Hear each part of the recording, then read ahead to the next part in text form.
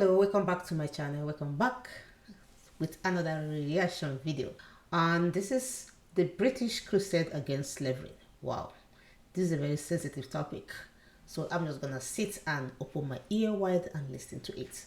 So guys, if you're new to my channel, please don't forget to subscribe and like it.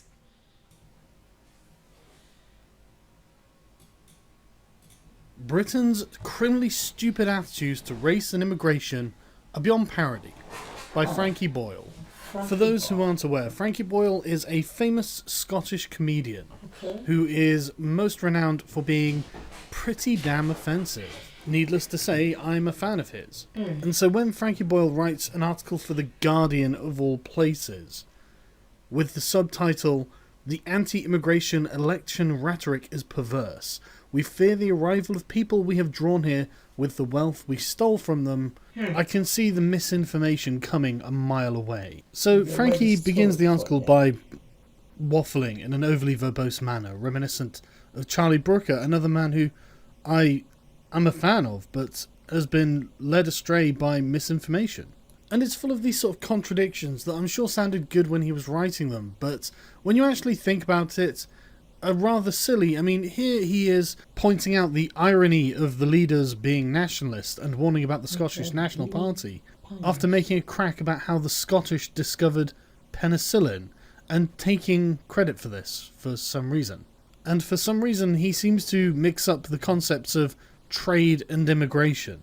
But these really aren't very important. I'm not even bothered that he just assumes that an Australian-style point system for immigration will obviously be a racist system that caters exclusively to white people. You know, this is despite the fact that a Cambridge economics professor has warned the sheer scale of immigration has caused problems for the UK's infrastructure, which was largely built in the 70s. But you know what? None of that really bothers me. What really bothers me is Frankie Boyle's attempt to make British people feel ashamed of Britain's involvement in the slave trade. That really gets my goat, because Britain's involvement in the slave trade is one of the most proud accomplishments of British history. And I know what you're thinking, oh my goodness, slavery is bad. And that's correct. Which is why the British ended it. For everyone. If we just take a cursory look at the subject, you can see how it is not nearly as cut and dried as Frankie makes it out to be. Even the very word slave comes from Slav, because of the sheer number of Slavs taken as slaves by conquering peoples. But Frankie is trying to drum up white guilt. So let's talk about African slavery. The Portuguese were the first Europeans to start exploring the West African coast, and they did indeed capture African natives to be brought back to Portugal as items of curiosity. Europeans who travelled to Western Africa discovered that Western Africa had civilizations of its own. For example, a Dutch visitor to Benin City wrote in around 1600, "As you enter it, the town appears very great. You go into a great broad street, not paved, which seems to be 7 or 8 times broader than the Warmost Street in Amsterdam. The houses in this town stand in good order, one close and even with the other, as the houses in Holland stand." More than a century earlier, Benin exchanged ambassadors with Portugal. The Portuguese did take a few Africans back to Europe, but they didn't need to set up operations because they discovered that there were already thriving slave trades in Africa. And so they bought slaves from African rulers and traders. The vast majority of slaves taken out of Africa were sold by African rulers, traders, and military aristocracy who grew wealthy from the business. Most slaves were acquired through wars or by kidnapping. And before you start thinking that this is excessively barbaric, this was the standard for almost every civilized society all across the world. For example, in ancient Greece, Strabo tells us that the island of Delos trafficked in 10,000 slaves a day. 10,000 slaves a day. Even when we're coming to the end of the Roman Republic in the 1st century BC, it's estimated that a third of Italy was made up of slaves. Slaves made up of people whom the Romans had conquered and taken back to Italy to do hard labour. And so to anyone even slightly educated on this subject, it is absolutely unsurprising to find that, for example, in 1510, the capital of the Empire of Songhai was teeming with slaves. Slave trading in West Africa was common, but it was different to what you expect. It wasn't for commercial purposes. It was to show status and to give the wealthy African elite a comfortable life. And with the appearance of Europeans desperate to buy slaves for use in the Americas, the character of African slave ownership changed. Indeed it did. The character of slavery on the west coast of Africa changed to look a lot more like the character of slavery on the east coast of Africa, because we're going to talk about the Arab slave trade, specifically the circumstance of Swahili-speaking peoples. Unsurprisingly, the Arabs, being far closer to sub-Saharan Africa than the Europeans, had been taking advantage of it for far longer. They were a people with as much commercial nous as anyone else. The ruling class of coastal Swahili society, sultans, government officials and wealthy merchants, used non-Muslim slaves as domestic servants and to work on farms and estates. And they even had plantations, such as the Omani Sultan Said, who became immensely rich when he started up clove plantations in the 1820s with slave labour. Arab Muslims settled along the coast and intermixed with the locals, forming a people and culture known as Swahili, which started in around the 10th century AD. So unsurprisingly, the East Africa slave trade was well established long before Europeans arrived on the scene and was driven by demands for labour by the sultanates of the Middle East. You might be thinking, well, that's interesting. If the Arabs had been in Africa for about 1,000 years, taking sub-Saharan African slaves, why isn't there a very large population of black people in Arabia? And the answer to that is that the Arabs used to castrate them, cock and balls entirely, a practice that was supposed to have ended in 1962 when slavery was finally outlawed in places like Saudi Arabia. This, of course, does not mean that the trade has actually stopped. It is still going on today. Wow. It's impossible to know exactly how many slaves the Arabs took from sub-Saharan Africa on the east coast, but one historian produced a total of 17 million slaves. I doubt it was that high, but again, we can't know. And it was for over 1,000 years that this was happening. Oh, God. The point is that slavery was ubiquitous. No matter where on earth you travelled, you found slaves. In Europe, in China, in the Middle East, in the New World, in India, in Scandinavia, in Africa. Slavery was as common an institution as animal husbandry.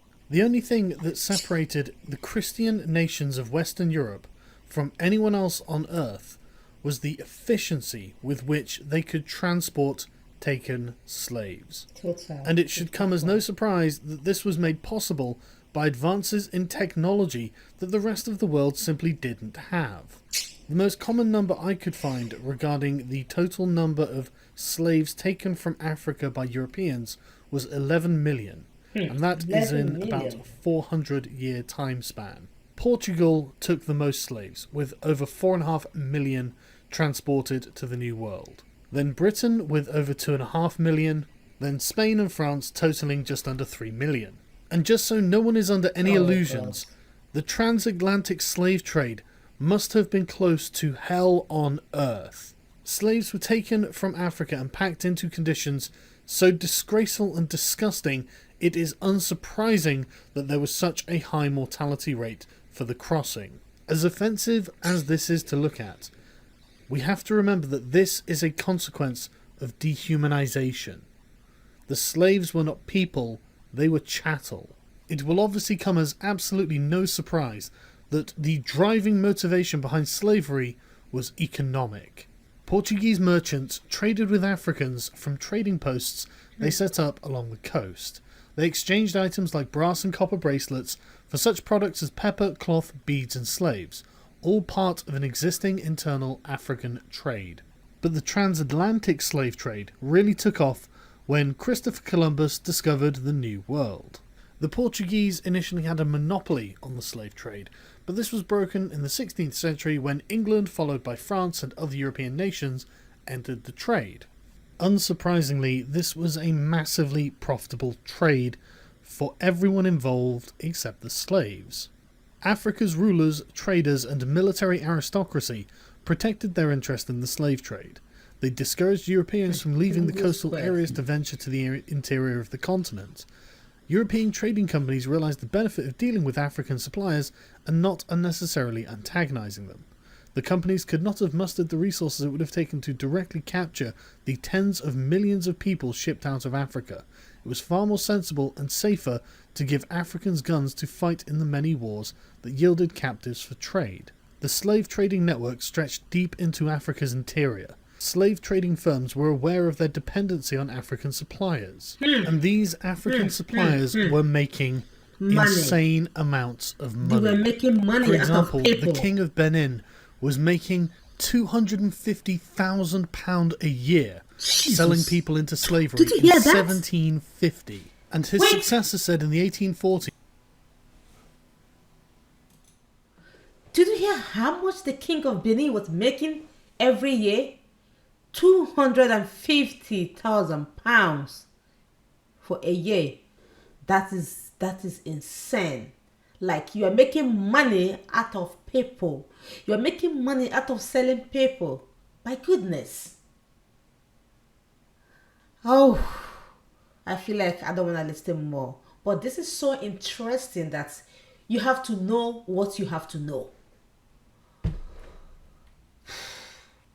God have mercy. God have mercy. Oh my God. Oh my God.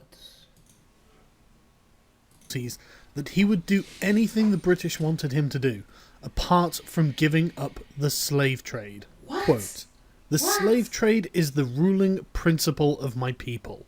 It is the source and the glory of their wealth. What? The mother lulls the child to sleep with notes of triumph over an enemy reduced to slavery. With an industry so profitable to so many people involved, and so widespread as to be common to almost every nation on earth, why would the British want King Gezo to give up the slave trade?" Well, we need to turn back the clock to 1066 and the Battle of Hastings, when a French-speaking Duke of Viking descent called William the Bastard defeated King Harold Godwinson of England. William the Bastard was refashioned as William the Conqueror and took the crown of England, and one of the first things he did as King of England was to have the entire country inventoried. This record was known as the Domesday Book, and we still have it. Thanks to this hard work, we know that around 1086, 10% of the recorded population of England was slaves. 20 years earlier, when he had first conquered England, William had enacted a series of laws, one of which prohibited the slave trade out of England.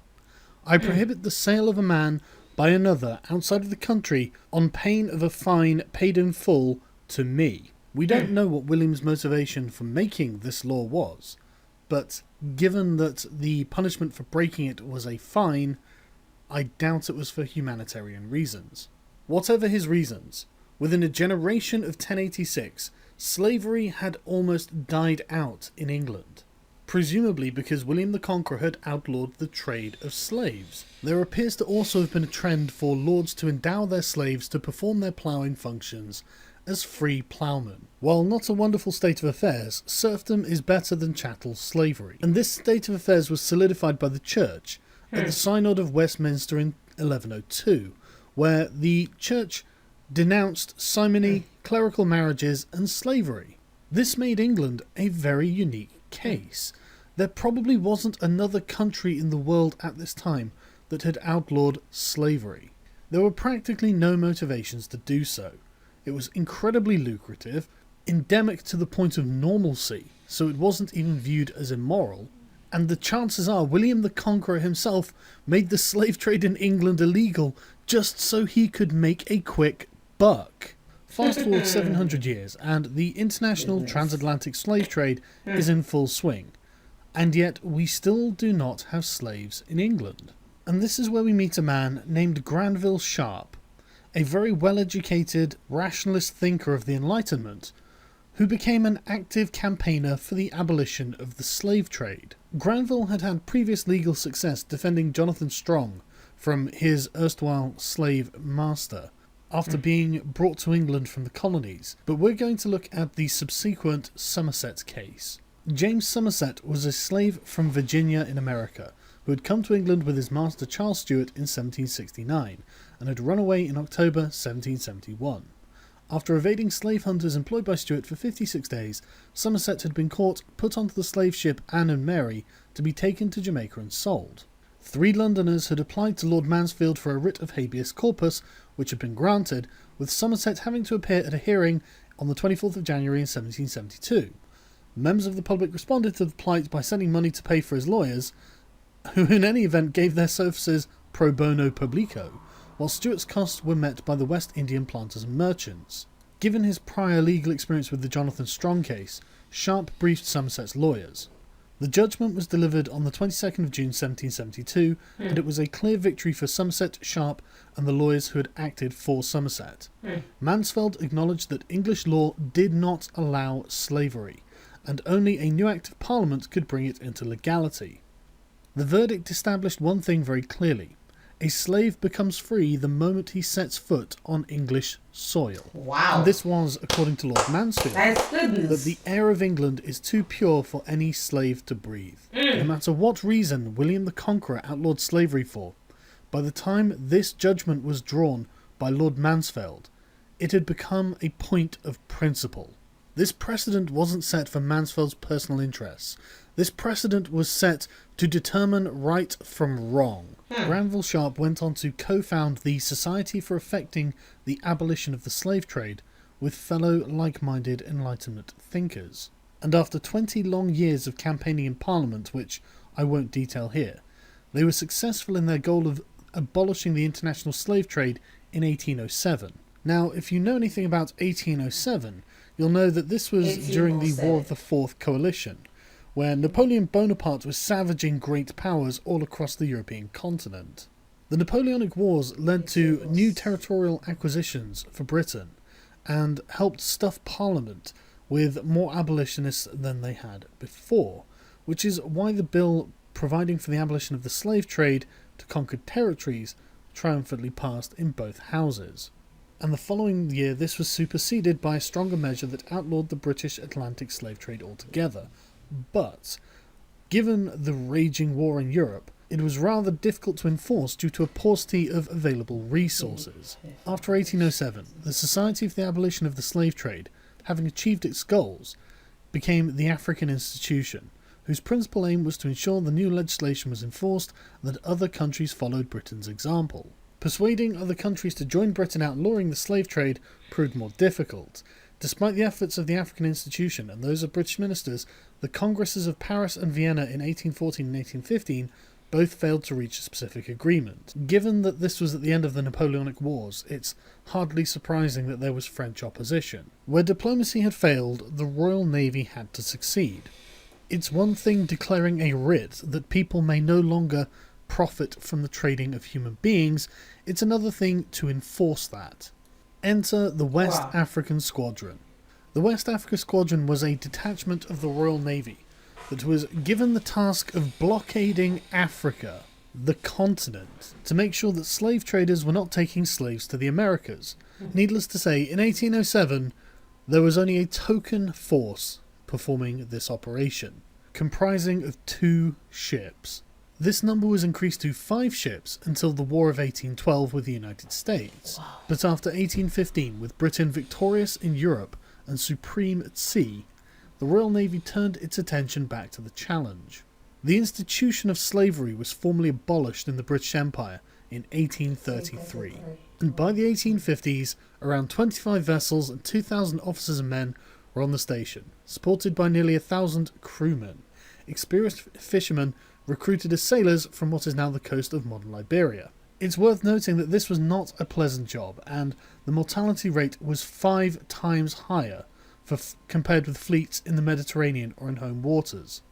To help incentivise the crew, money was actually given to each crew per slave that they freed. But there was a real zeitgeist in Britain for the abolition of slavery. For example, the pursuit and capture of slave ships became celebrated naval engagements, widely reported back in peacetime Britain. They became a source of national pride. So it's no wonder that many of the crews really did have an evangelical zeal about the anti-slavery patrolling. However, I don't want to give the impression that this was all for humanitarian reasons. There's no doubt that Britain, in her foreign policy, used her anti-slavery laws as a stick with which to beat her opponents, primarily the Spaniards and the Portuguese, who refused to conform to these demands. Britain demanded Spain, Portugal, and the very new nation of Brazil to declare slave trading to be piracy. And while these nations paid lip service to these principles, they failed to enforce them, which led to a British blockade of Brazil by 1850, which of course forced the nascent Brazilian Empire to capitulate. And it didn't end there. In the 1860s, David Livingstone reports of Arab atrocities against enslaved Africans stirred up the interest of the British public, reviving the flagging abolitionist movement. Throughout the 1870s, the Navy attempted to suppress this abominable eastern trade at Zanzibar in particular. Needless to say, the British Navy continued their mission against the slavers across the Indian Ocean. The abolition of slavery became the British project. It captured the hearts and minds of the entire country, from the highest lord to the lowest peasant. This is certainly how the British saw it. For example, this spirit of chivalry, we see it in acts of heroism by land and sea in fights against the slave trade. Alfred Tennyson, the unweary, unostentatious, and inglorious crusade of England against slavery may probably be regarded as among the 3 or 4 perfectly virtuous pages comprised in the History of Nations. William Lecky. All of this was done against the vested financial interests of hundreds of thousands of people. Entire nations were against the idea of abolishing slavery and the slave trade. The very notion was alien to the human existence until Britain made it happen. In the 19th century, if you saw a ship bearing down on you, flying this flag, and you were a slave trader, you knew that this flag stood for liberty. This was the flag of a nation that defied human convention for a point of principle, and spent its blood, sweat, tears and treasure to enforce it on the world. This is the flag of the nation that accepted the absolute moral truth that slavery is wrong. No matter what riches can be amassed, no matter what power can be gained, no matter the cost, slavery had to be abolished. That was the British Crusade. When Britain held the reins of world power, that is what she did with it. So Frankie, to be honest with you, when you say, we have streets named after slave owners, we have profited from a vile crime and feel no shame, it is British people that don't learn languages or British people apparently do not learn British history, because Britain's involvement in the slave trade is one of the most proud moments any nation could have had in their history. I want to make one thing crystal clear, Frankie. You live in a world without slavery because of Britain.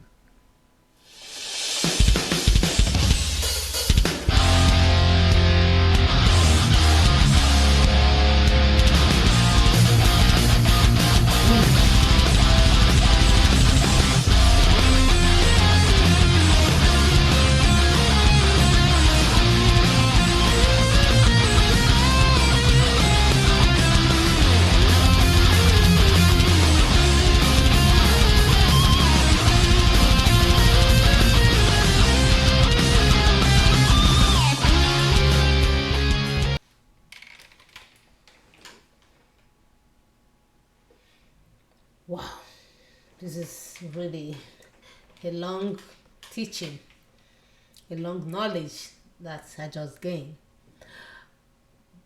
But I don't get it. How can a king be selling his own people for money? Like the king of Benin he mentioned. How can he be getting his riches? He derived joy in selling humans. Like, I don't understand. I know I've read some part of history, but I've never come across this particular, some of the things he said. You know, when our own people, our own leaders, our own African leaders derive joy in making money from selling people, I mean, it is bad. There are a whole lot of different ways to make money. There are a whole different way to gain power. Not only when you slave other person, other people, as if they were not human.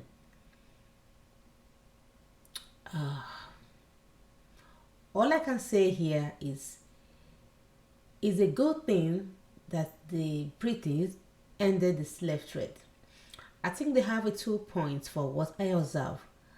They don't want the population of the slave trade to dominate them, and maybe in future they might start having a black British, or like they have a black African American, then African British. So that is what I say. So they immediately try to look for a way to abolish it, which is the good thing, is to end it. That is the great thing they did. Thank you so much, United Kingdom, for doing that. And there's a whole lot of things to learn in this sensitive topic of slavery, the Crusade. There's a whole lot of things to learn there. My God. The earlier we stop selling our people out, the better for us. The earlier we stop making illegal money, getting rich over your people that you're supposed to protect, but you sold them out to make money on their head. Well,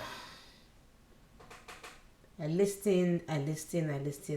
some things. It's very interesting topic. The only conclusion, the only good thing I see, the slave trade is ended. British ended the slave trade. So, thank you guys for listening with me to hear this interesting topic and to see how it goes. Thank you for watching.